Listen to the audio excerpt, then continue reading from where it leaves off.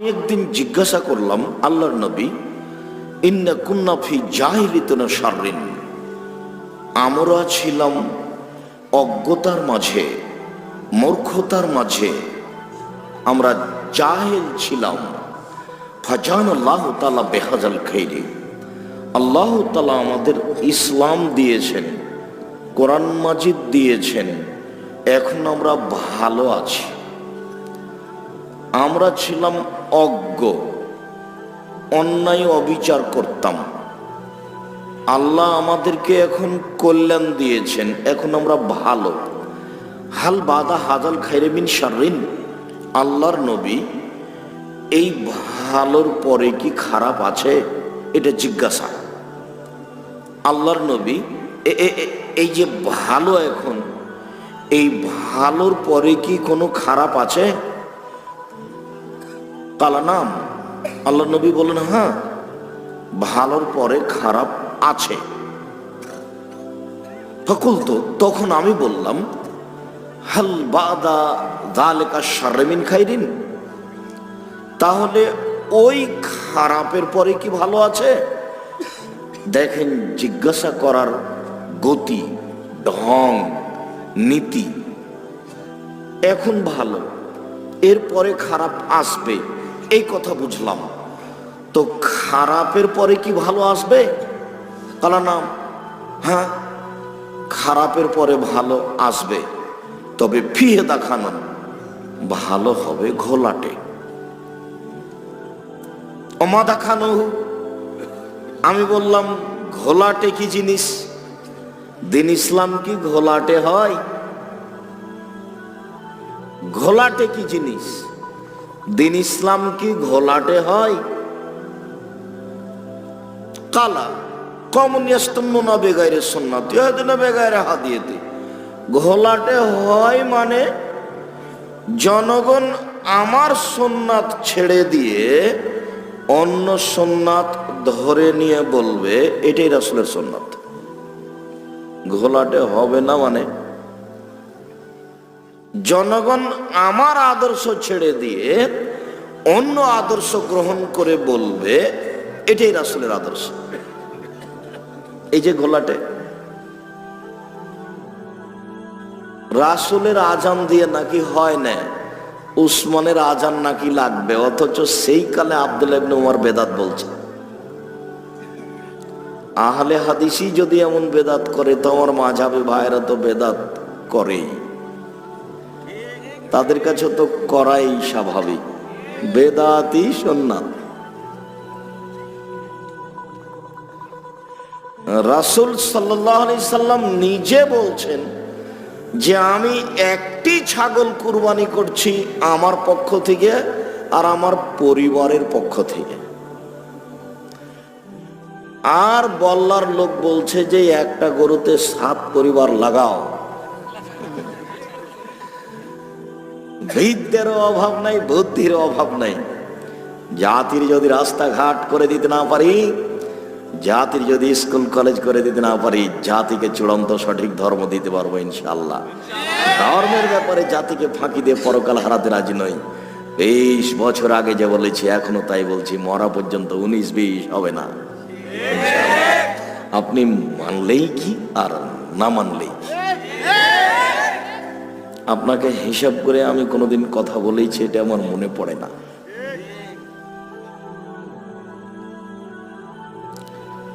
আমার কথার সাথে সাড়া নেই, এক খেয়ালে কথা লক্ষ্য করতে হবে। আবারও বলি, জিজ্ঞাসা হুযায়ফা রাদিয়াল্লাহু আনহু বলছেন, হুযায়ফা ইবনে ইয়ামান খুব সচেতন, হুঁশিয়ার, বুদ্ধিমান মানুষ, ভদ্র নম্র সাহাবী, যার মুখের চোখের দিকে তাকানো যেত না, খুব সম্মানী জ্ঞানী গুণী মানুষ। আল্লাহ রাসূলের গোপন কথাগুলি তার অবগতিতে ছিল। তিনি বলছেন, আল্লাহর নবীকে আমি জিজ্ঞাসা করলাম, আল্লাহর নবী, এই খারাপের পরে কি ভালো আসবে? এটা জিজ্ঞাসা। তখন আল্লাহ রাসূল বলছেন, হ্যাঁ, খারাপের পরে ভালো আসবে, তবে ফিহে দেখানো, ভালো হবে ঘোলাটে। এইটা আল্লাহ রাসূল নিজেই বললেন। তখন হুযায়ফা বলছেন, ওমা দেখানো ঘোলাটে আবার কি জিনিস?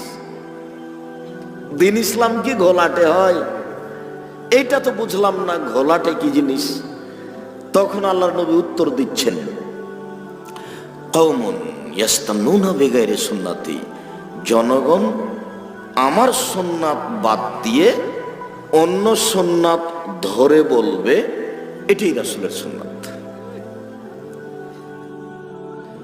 জনগণ আমার আদর্শ ছেড়ে দিয়ে অন্য আদর্শ ধরে বলবে এটাই রাসূলের আদর্শ।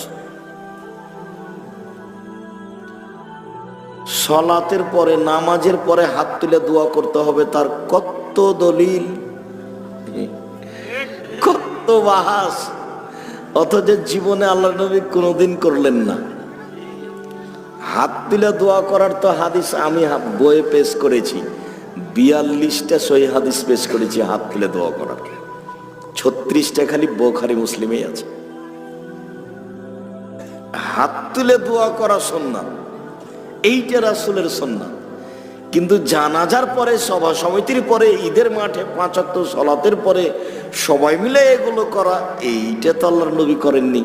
আমার সুন্নাত ছেড়ে দিয়ে অন্য সুন্নাত ধরে নিয়ে বলে এটাই রাসূলের সুন্নাত।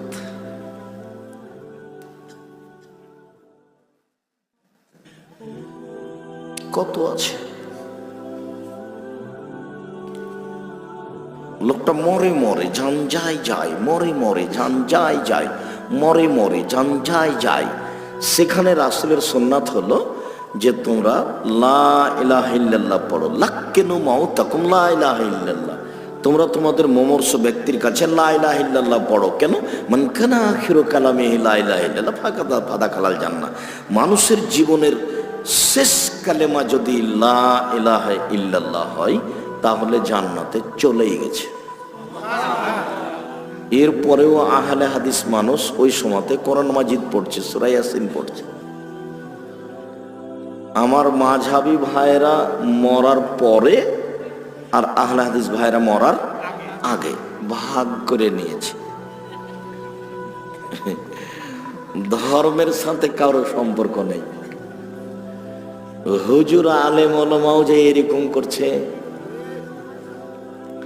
মরার পরে পরে মুখটাকে কেবলার দিকে ঘুরিয়ে দিচ্ছে, অথচ মরার পর পরে ওকে একটা চাদর দিয়ে ঢেকে দিতে হবে। কেবলার দিকে মুখ ঘোরাচ্ছে কেন? এইটা রাসূলের সুন্নাত নয়। ওকে চাদর দিয়ে ঢেকে দিতে হবে, এইটা রাসূলের সুন্নাত। অসুস্থ হয়েছে তাকে দেখতে যেতে হবে, এইটা হলো রাসূলের সুন্নাত। কিন্তু মসজিদে তার জন্য লম্বা করে দোয়া করে নিচ্ছে, এটা হলো বিদআত। আমার সুন্নাত ছেড়ে দিয়ে অন্য সুন্নাত ধরে নিয়ে বলবে এটাই রাসূলের সুন্নাত। খালি যদি বল্লার সুন্নাত আর বেদাত বলতে থাকি অনেক সময় লাগবে। আজকের জন্য থাক।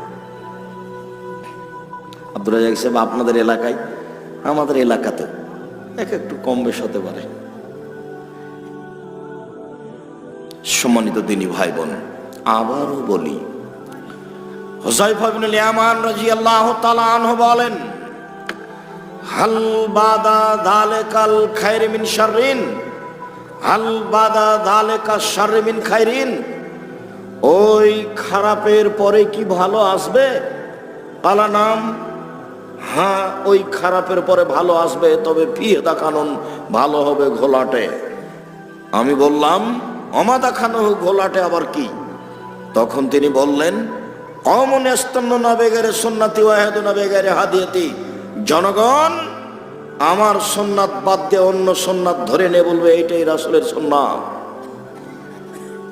জানাজার দোয়াই ছিল চূড়ান্ত দোয়া। এরপরেও কবর দেওয়ার পরে সবাই মিলে হাত তুলে দোয়া করে, এটা চূড়ান্ত বেদাত। যা ছিল তা উল্টে গেছে, আর একটা হয়ে গেছে। আমার চাচা মৌলবি মানুষ ছিলেন, রমজান মাসে সবাইকে নিয়ে ওই ইফতারির দাওয়াত, সবাইকে নিয়ে কবরস্থানে গেছে দোয়া করার জন্য। তো কবরের চতুর্দিকে দাঁড়াচ্ছে আমার চাচার মুখে কতদিন শুনলাম, ওই যে ফাঁকাটা আছে ওখানে একজন দাঁড়াও, ওখানে একজন দাঁড়াও। তো চতুর্দিক ঘেরে দাঁড়াচ্ছে, এতে লাভ কি? এইটা কেন করছেন? কবরের চতুর্দিকে দাঁড়িয়ে সবাই মিলে দাঁড়িয়ে হাত তুলে দোয়া করতে হবে, এইটা কি? কবরের পাশে তো হাত তুলে দোয়া করা যায়, করেন। আপনি আপনার মতো করবেন, আমি আমার মতো করব, আমার বাপ তার মতো করবে। আমরা 5 ভাই একসাথে কিন্তু হাট বাজার যায় না, নিজের মতো যায়, নিজের মতো যায়। তো কবরস্থানে হাত তুলে দোয়া করব, ওটা আমার নিজের মতো করব। আল্লাহ রাসূল বলছেন, জুরু কবরকুম ফাইন্না তুযাক্কিরু মাউতাকুম, তোমরা কবর জিয়ারত করো, তোমাদের কবর মরণকে স্মরণ করাবে। কবরের পাশে তো যেতে হবে। তো সবাই মিলে কেন? সবাই মিলে গেলে তো কান্নাকাটি করা যাবে না। একজন পাশে দাঁড়িয়ে থাকলে কেমন কেমন লাগবে, কাঁদতে পারবে না, নিজের কথা বলতে পারবে না। আমার আদর্শ ছেড়ে দিয়ে অন্য আদর্শ ধরে এনে বলবে এটা রাসূলের আদর্শ। কত নিবেন আপনি? মোবাইলে রিং হচ্ছে, অন করে দিয়ে বলছে হ্যালো, এটা একটা আদর্শ। অন করে দিয়ে বলছে আসসালামু আলাইকুম, এটা একটা আদর্শ। নেন, কোনটা নেবেন? আমার জীবনে আমি কোনোদিন হ্যালো বলি না। যদি কেউ, আমি বুঝতে পারি, যদি আপনি যদি বুঝতে পারেন হিন্দুর নাম্বার, তাহলে বলবেন জি ধন্যবাদ, কি বলছিলেন। আর যদি চিনতে না পারেন, হিন্দু হোক, মুসলমান হোক, বৌদ্ধ হোক, খ্রিস্টান, যে হোক না কেন, আসসালামু আলাইকুম। আল্লাহর নবী বলেন তুমি যাকে চিনবা তাকেও সালাম দিবা, যাকে চিনবা না তাকেও সালাম দিবা। আমি তো নাম্বারে চিনতে পারিনি, ও হিন্দু হোক নাহলে বৌদ্ধ হোক, আমার নবী বলেছেন তুমি সালাম দিয়ে কথা বলো, আমি বলবো আসসালামু আলাইকুম। আর এত হ্যালো বলছে যে খালি মানে হ্যালো দিয়ে সময় শেষ। তখন আমি মাঝে মধ্যে বলি যে আপনি যে হ্যালো দিয়ে শেষ করলেন, তো কথা হবে কখন? তাহলে আজকে থাক না হয় হ্যালো দিয়ে শেষ হোক, আসসালামু আলাইকুম, আমারটা শেষ হলো। হ্যালো বলে কুকুরকে ডাকে, কুকুরকে ডাকে হ্যালো বলে। আপনাদের এলাকার শিক্ষিত ছেলে মানুষজনকে জিজ্ঞাসা করেন যে হ্যালো বলে কাকে ডাকে গো? তোরা বলবে হ্যালো বলে কুকুরকেও ডাকে অবশ্য। তাই বলবে মোহাম্মদ সাল্লাল্লাহু আলাইহি ওয়াসাল্লামের নীতি আসসালামু আলাইকুম। আরে মৌলানা সাহেব বলছে হ্যালো, মৌলানা সাহেব বলছে, মৌলানা বক্তা সাহেব বলছে হ্যালো। ধর্মের হুজুরের কাছে 5 পয়সা দাম নাই। হুজুর এমনিতে আসে জনগণের সামনে দাঁড়ায় করে কি বলে চলে যায়। কণ্ঠস্বরের বক্তব্য কোনোদিন চলবে না, কিয়ামত পর্যন্ত জায়েজ নয়। 20 বছর থেকে বলছি কণ্ঠস্বরের বক্তব্য চলবে না। কোনো মায়ের বেটা বলে না কেন যে চলবে। যা খতাবা, যখন আল্লাহ রাসূল বক্তব্য দিতেন, অহমারা তাইনাহু, তার 2 চোখ লাল হয়ে যেত, অস্তাদাকা যাবহু, তার রাগ বেশি হয়ে যেত, ওয়ালা সাউতহু, তার কণ্ঠ উঁচু হয়ে যেত, কান্নাহু মনজুর জায়স, যেন তিনি সৈন্য দলকে ধমক দেখাচ্ছেন, এক এই করতে হবে সেই করতে হবে। এটা ছিল তার বক্তব্যের গতি। হাদিস তো বুখারী মুসলিম। 1450 বছর থেকে এভাবে আছে, কেউ পড়েও না বলেও না। কেসা কাহিনী দিয়েই তো বক্তব্য চলছে, তাহলে এদের এইগুলোর কি দরকার? কেসা দিয়ে তো কোনো সমস্যা হয় না, চলছে তো। সম্মানিত দিনী ভাই বোন, আদর্শ। আপনি আমাকে 1 গিলাস পানি দিলেন, আমি বললাম জাযাকাল্লাহ খায়ের, এটা একটা আদর্শ। আর আপনাকে 1 গিলাস পানি দেওয়া হলো, আপনি বললেন থ্যাংক ইউ, এটা একটা আদর্শ। আল্লাহ নবী বলছেন আমারটা বাদ দিয়ে অন্যটা ধরবে। সবাই যে বলছে থ্যাংক ইউ, সবাই এইটা মুখস্থ করেছে, আর না জানলেও। মূর্খ মানুষ এটা বলছে, আশ্চর্য। আদর্শ। সব গাড়ি ডান দিকে যাবে, ডান দিকে সরবে, তো সব গাড়ি বাংলাদেশের বাম দিকে সরছে। ডান দিকে আদর্শ, এটা রাসূলের আদর্শ। বাম দিকে ইহুদি শয়তানের আদর্শ। আদর্শ, ডান হাতে খাওয়া রাসূলের আদর্শ, বাম হাতে খাওয়া শয়তানের আদর্শ। এখন প্রায় মানুষই বাম হাতে খাচ্ছে, প্রায় মানুষ। এটাই নাকি ঢং, এটাই নাকি স্ট্যাটাস।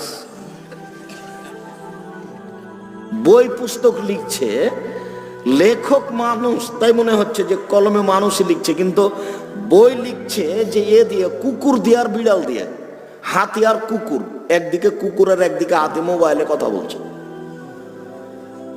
মানুষ দিয়ে নাকি আর গল্প হয় না, পশু দিয়ে চলছে। আশ্চর্য লেখক। তো ওখানে লিখবে আমি পশু বলছি, আমার গল্পটা কুকুর আর বিড়াল দিয়ে চলবে, ওটা হয় না? নামে লিখতে হবে অমুক পশু, গল্পের নাম হলো কুকুর ও বিড়াল। দেখেন আপনি 1 2 3 4 সব গল্পগুলি কি দিয়ে লেখা আছে? কুকুর দিয়ে, বিড়াল দিয়ে। আল্লাহর নবীও বলছেন যে এমন একদিন আসবে মানুষ আর মানুষ থাকবে না। মানুষ মানে তো মানুষ, এটা আরবি শব্দ। কুল আউযু বিরাব্বিন নাস, মালিকিন নাস, ইলাহিন নাস। আমি হে নবী আপনি বলুন আমি আশ্রয় চাচ্ছি মানুষের প্রতিপালকের নিকট, মানুষের প্রকৃত মাবুদের নিকট। নাস মানে মানুষ, যে একজন আর একজনের কাছে সুবিধা পায়। তো এখন আর সুবিধা পায় না, নির্বাচন করতে গিয়ে সুবিধা হারিয়েছে। একজন আর একজনের কাছে ক্ষতি পায়, বিপদ পায়, ঝামেলা পায়। দল সংগঠন করলে তাকে বিপদে পড়তেই হবে, তার অন্তর সংকীর্ণ হবেই, তাকে আর একজনের বদনাম করাই লাগবে, আর একজনের বিরুদ্ধে যাওয়াই লাগবে, যেতেই হবে। আমি 1990 সাল থেকে কথা বলছি দেশের মাটিতে। আমি কোনোদিন কারো বিরুদ্ধে কথা বলিনি, কোনো মাযহাবকে নিয়ে সামনে করে কোনোদিন কথা বলিনি। আপনি তলিয়ে দেখুন, আল্লাহে আল্লাহর কসম, আল্লাহে আল্লাহর কসম, আল্লাহে আল্লাহর কসম, 90 সাল থেকে নিয়ে এখন পর্যন্ত আমি কোনোদিন অপ্রয়োজনীয় বাক্য বলিনি। 90 সাল থেকে নিয়ে এখন পর্যন্ত আমি কোনোদিন কেসা কাহিনী বলিনি। আমি বলেছি শতকরা 95 জন বক্তা মিথ্যুক, আমি বলিনি যে ইনি মিথ্যুক। আমি বলেছি শতকরা 98 জন মুফাসসির মিথ্যুক, আমি বলিনি যে ইনি মিথ্যুক, এই কথা আমি বলিনি। আমার আদর্শ ছেড়ে দিয়ে অন্য আদর্শ ধরে এনে বলবে এটি রাসূলের আদর্শ। রাসূলের আদর্শ হলো প্যান্টটা টাকনোর উপরে থাকবে। এখন দেখি আপনার ছেলের প্যান্টটা আছে টাকনোর নিচে। আপনার স্ত্রী নাকি মাস্টার ডিগ্রি পাস, ও কেন যে পড়েছে, টাকাটি লস।